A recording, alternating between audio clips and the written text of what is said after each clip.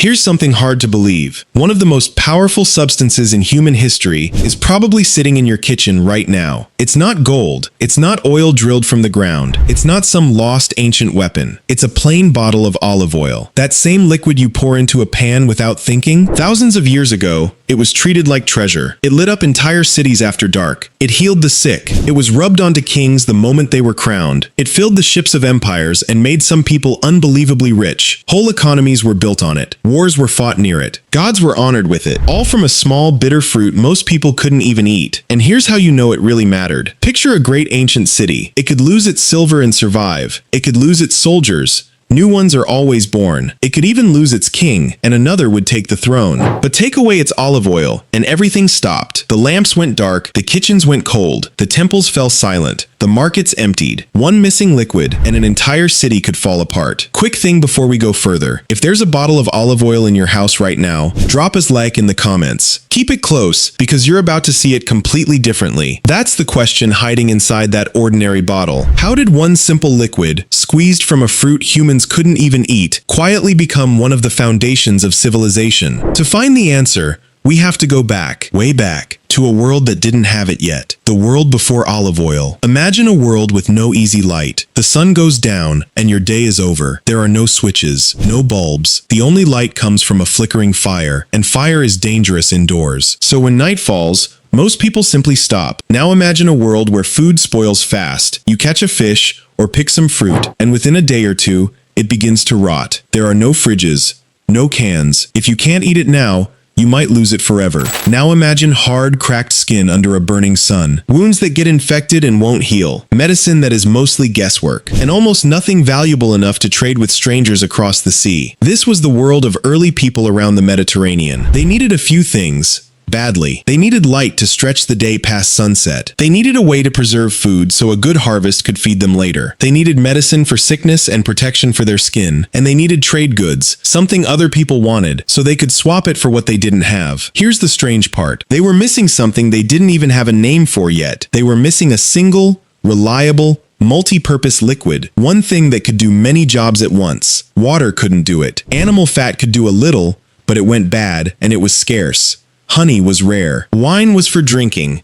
There was a hole in human life, shaped exactly like a problem nobody had solved, and the answer to almost every one of those problems was already growing wild on the hills all around them, except it was small, hard, and tasted absolutely disgusting. The tree that changed everything. The wild olive tree was not impressive to look at. It was short and twisted. Its fruit was small, hard, and bitter. Bite into a fresh olive straight off a wild tree, and you will spit it out. It tastes terrible. In fact, here's something that surprises most people. Even today, you cannot eat an olive straight off the tree. A raw olive is packed with a bitter compound so harsh it makes your whole mouth pucker. Every single olive you have ever eaten, green, black, in a salad, on a pizza, was soaked and cured for weeks first, just to tame that bitterness. The ancient world had to crack that same puzzle by hand, learning to soak, salt, and wash the fruit until it finally became something a person could swallow. So for a long time, that bitter little fruit seemed almost useless. But the tree itself had a secret power. It was tough. Brutally tough. Olive trees can grow where almost nothing else will. They cling to dry, rocky soil. They survive long, hot summers with barely any rain. The Mediterranean climate, wet winters, dry summers, is exactly what they love. And here is the first thing that will make you look at an olive tree differently. Some olive trees live for over 1,000 years. A few are older than that. There are trees still growing today that were already old when ancient cities were young. One famous tree on the island of Crete is thought to be thousands of years old, and it still grows olives, a 1,000-year-old food source. Try to imagine that. Slowly, people learned to tame the wild tree. They chose the best ones. They planted their seeds and their branches. Over many lifetimes, the fruit grew a little bigger, a little better. But the real breakthrough wasn't the fruit. It was learning what was inside the fruit. Olives are full of oil. The problem is getting it out, so people began to crush them. First with stones, then with heavy presses, round wheels rolling over piles of olives, squeezing out a golden green liquid. The bitter fruit nobody wanted suddenly gave up a treasure, and this liquid was different from anything they had before. It didn't spoil quickly. It burned cleanly. It was smooth on the skin. It was good to eat. That bitter, useless fruit had been hiding a liquid that was about to reshape how human beings live. The liquid that built civilization. The sun has just gone down over an ancient village. A family sits in the gathering dark, the way families always have at the end of the day. Then someone reaches for a small clay bowl, fills it with golden oil, and lays a thread along the rim as a wick, a spark, a flame, and the whole room fills with soft, steady light. Now the children can still see each other's faces. The work doesn't have to stop just because the sun did. For the first time, the hours after sunset belong to them too. By that same light, the mother tips a little more of the oil over the evening meal. Plain bread, a few vegetables, and suddenly it's richer, warmer, something worth gathering around. Whatever can't be eaten tonight is packed into a jar and covered with oil, sealed away from the air, saved from rotting before morning. The youngest child has a scrape that won't heal. The same oil is rubbed gently over the wound. A grandparent's aching joints get the same treatment by the fire. To this family, this is medicine, and they are not foolish for believing it. Before sleep, someone smooths a little into dry, cracked skin and through tangled hair. Comfort, care, even a kind of beauty, all from the same bowl that lit the room and flavored the food. One liquid, one ordinary evening, and it quietly touched almost every part of it. And that family wasn't imagining things. One of the most famous doctors in all of history believed in this oil just as deeply. His name was Hippocrates, an ancient Greek healer so important that doctors still take a promise named after him today. He treated olive oil as a true healing tool, listing dozens and dozens of ways to use it. On wounds, on the skin, for pain, for sickness deep inside the body. So stop and look at what's really happening here. In our world, we buy a different product for every single job. One thing for light, one for cooking, one for medicine, one for soap, one for our skin. This one liquid was all of them at once. Imagine if a single bottle in your house was your lamp, your medicine cabinet, your soap, and your fridge, all together. That was olive oil. And a liquid this powerful doesn't just change one family's evening. It was about to change the shape of human society itself. How olive oil organized society here is something most people never think about. An olive tree is not in a hurry. If you plant one today, you will wait years before it gives you a real harvest. Sometimes you wait a decade or more before the tree is strong and full. A young person who plants an olive grove may be old before it truly pays off. And that waiting was dangerous. Picture a farmer who has done everything right. He has cleared the land, planted his young trees, and cared for them season after season. Then the rains fail. A long, cruel drought settles over the land. The leaves curl and brown. The few olives that form are shriveled and dry. A whole year of hope, gone. Maybe more than 1 year. This was the gamble at the heart of the olive.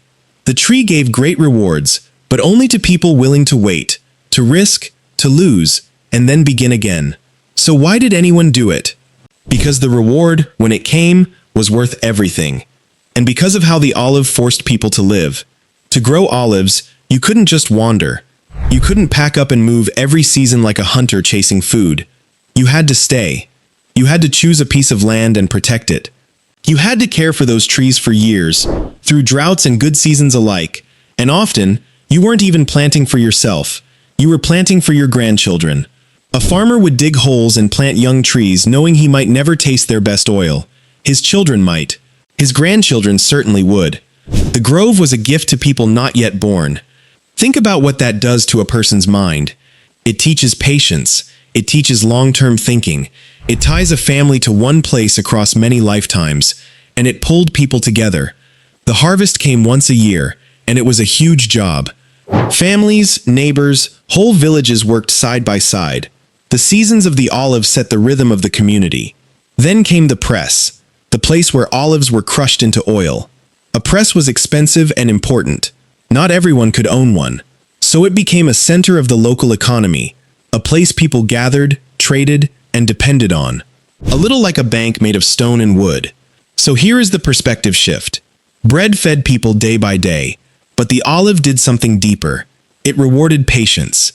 It rewarded the people who stayed, planned, survived the bad years, and built for a future they might never see. It quietly pushed humans toward permanent homes, stable farms, and lasting economies. But a treasure that takes a lifetime to grow has a dark side. It can be destroyed in a single afternoon. Picture it. An enemy army marches into your land. They don't only steal your food or burn your house.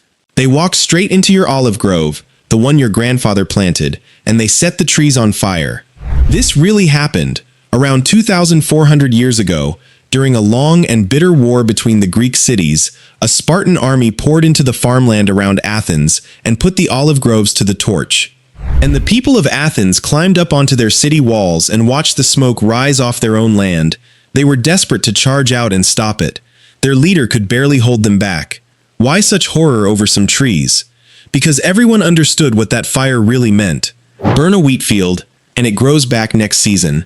But burn a grove of ancient olive trees, and you haven't just destroyed one harvest, you've destroyed the work of generations, and stolen oil from children who weren't even born yet. That was the moment the world truly understood what it was holding. Olive oil wasn't just useful. It was so precious and so slow to replace that men would now tax it, steal it, fight over it, and go to war for it. And controlling it was about to mean controlling the sea itself. Whoever controlled the oil controlled the sea. Now the story leaves the farm and gets on a boat. Olive oil had a problem that turned into an opportunity. Not everywhere can grow olives. The tree is picky. It needs that special Mediterranean weather. So some lands had plenty of oil, and others had none. That gap is where fortunes are made. If you have something everyone needs, and other people can't make it themselves, you have power. Real power. The first great masters of this were the Phoenicians, bold sailors and traders from the eastern Mediterranean. They loaded oil onto ships and carried it far across the water, trading it for silver, metals, and goods from distant shores. Their boats stitched the sea together with trade routes. Then came the Greeks. For them, olive oil wasn't just a product, it was part of who they were. In their legends, the goddess Athena gave the city of Athens its first olive tree, and that gift was so precious, the city was named in her honor.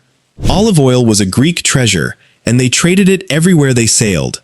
Here's a name worth remembering: Solon, a famous lawmaker of Athens. Athens needed food, and grain was precious. So Solon is said to have made a bold rule. Farmers were not allowed to ship most of their crops out of the city. They were needed at home.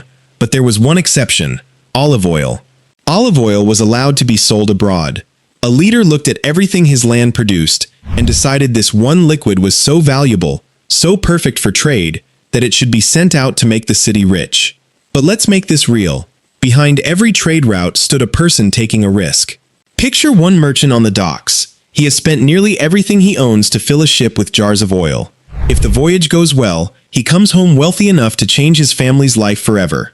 If a storm takes the ship, or pirates find it, or the oil spoils on the way, he is ruined. He stands there and watches his ship leave the harbor, carrying his entire future in its belly. Multiply that one man by thousands, across hundreds of years, and you have the engine of the ancient economy. Brave, nervous people betting their fortunes on a liquid. To move all that oil, traders used special clay jars called amphorae, tall, with two handles and a pointed bottom.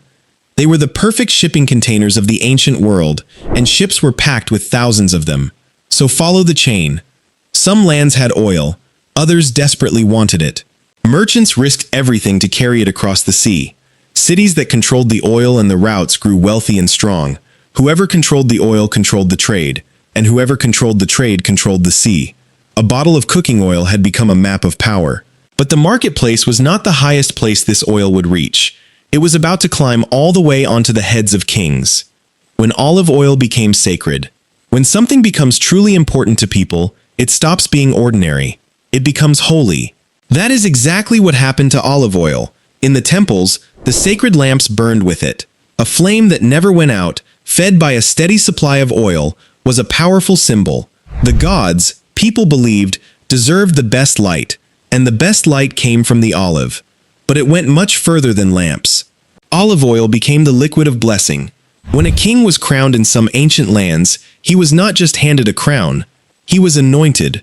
Oil was poured or rubbed onto his head as a sign that he was chosen, set apart, lifted above other men. Oil marked the exact moment an ordinary person became a ruler.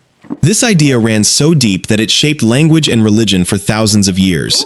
The words Messiah and Christ both come from the idea of the anointed one, the one marked with sacred oil. A simple kitchen ingredient sat at the very center of how people imagined holiness and kingship. Then there were the athletes. And this is where it gets truly strange. In ancient Greece, sport was almost a sacred act, and the greatest stage was the games. Before competing, athletes coated their entire bodies in olive oil until they gleamed. Then they wrestled, ran, and fought, bare, shining, slippery from head to toe. And winning could make you rich. In Athens, the champions of the great games weren't handed a small gold medal. They were handed olive oil, poured from the city's sacred trees. A single top winner could walk away with a mountain of oil so large he could sell it and become wealthy.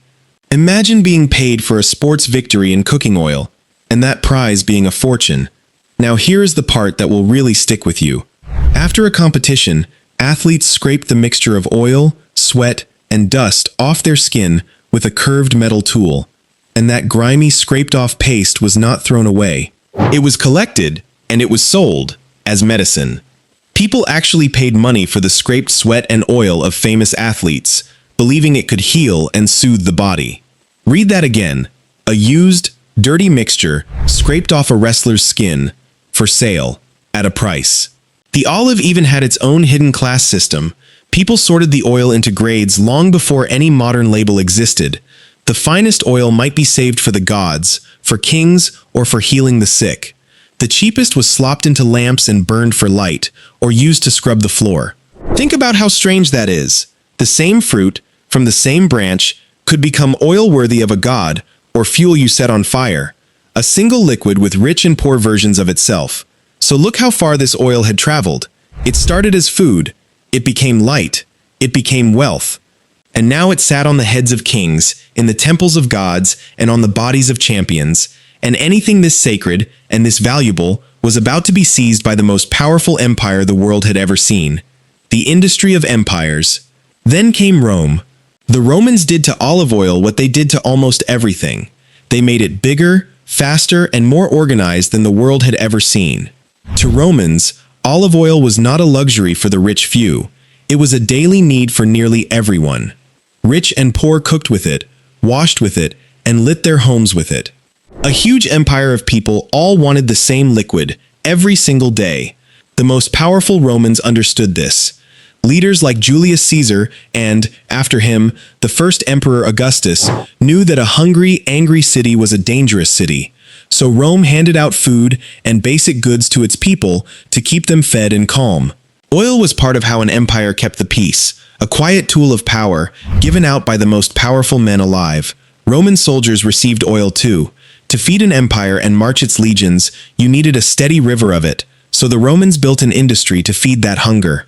Across their lands, especially in southern Spain, a region they called Baetica, they planted olive groves on a giant scale. Not small family plots, but plantations stretching across the countryside. Whole regions were turned over to growing olives and making oil. Around it grew jobs, towns, presses, jar makers, sailors, and merchants. And the Romans tracked every drop. The oil jars were often stamped with marks showing where the oil came from, who made it, who inspected it, and how much it weighed. It was an early form of labeling and quality control, a way to trace a single product across a vast empire. The great Roman writer Pliny the Elder even studied and recorded which oils were best and how they were made, treating the olive as one of nature's essential gifts. So they grew it everywhere. They labeled it, they studied it, they moved it by the shipload. Now here is the fact that shows what all of that added up to. At its peak, the great city of Rome was swallowing at least 7.5 million liters of olive oil every single year. Picture that as a river of oil flowing into one city, year after year, century after century, just to keep its lamps lit and its people fed. And we know this because of the garbage. The empty oil jars had to go somewhere. In Rome, the broken ones were piled up in one place, over and over, for hundreds of years. They piled so high that they formed an actual hill, one you can still climb today. That hill is made of roughly 53 million broken olive oil jars. The oil they once held adds up to something like 6 billion liters. Read that again. A man-made mountain, built entirely from the empty containers of a single product. This wasn't trade anymore. This was one of the first great global industries in human history, all built on the oil of a small, bitter fruit. Empires would crumble into dust, but the story of this oil refused to end, and it leads straight to the bottle sitting in your kitchen. The modern bottle jumped forward across the centuries, past the fall of empires, all the way to today. The oil is still here, but the lamp is gone. We light our homes with electricity now, so olive oil lost its oldest job, giving light. Yet instead of disappearing, it found new ones. Today, machines crush olives in factories that the Romans could never have imagined. The finest grade is called extra virgin olive oil from the first pressing, with nothing added and nothing changed. It is treated as the best of the best. But here's a twist worth remembering. Through much of history, the freshest, greenest oil wasn't always seen as the most precious. Different ages prize different oils for different jobs. The idea that extra virgin sits at the very top is, in part, a more modern story we tell about quality. Then science gave olive oil a second life. Researchers studying people around the Mediterranean noticed something. Those who ate lots of olive oil, vegetables, and fish often seemed to live long, healthy lives. The Mediterranean diet became famous around the world. Suddenly, an ancient food was being praised as a modern health secret, almost the way Hippocrates praised it thousands of years ago. Demand exploded. Today, olive oil is shipped to every corner of the planet. The Mediterranean still grows the vast majority of it, with Spain alone making a huge share of the world's supply. And where there is value, there is crime. This is one of the strangest echoes in the whole story. Faking olive oil is big business, and it always has been. Even in ancient times, sellers cheated buyers with low-quality, mislabeled oil. Today, that trick has grown into a shadow industry worth billions. Criminal operations take cheap, low-grade oil, color it, blend it, and stamp extra virgin on the label. Some bottles sitting on store shelves right now aren't really what they claim to be. A multi-billion-dollar crime ring, built on faking salad dressing. But the newest threat is something the ancients couldn't picture. The climate is changing, and the olive is feeling it. In recent years, brutal heat and long droughts hammered the Mediterranean, especially Spain. Harvests collapsed. With far less oil to sell, prices shot up to record highs. In some places, the price more than doubled. It got so extreme that olive oil became one of the most stolen products in all of Spain. Real thieves, targeting cooking oil. Organized gangs hauled it off by the truckload to sell on the black market. Supermarkets started locking bottles behind security tags and glass, guarding olive oil like perfume or jewelry. People began calling it liquid gold, and they meant it.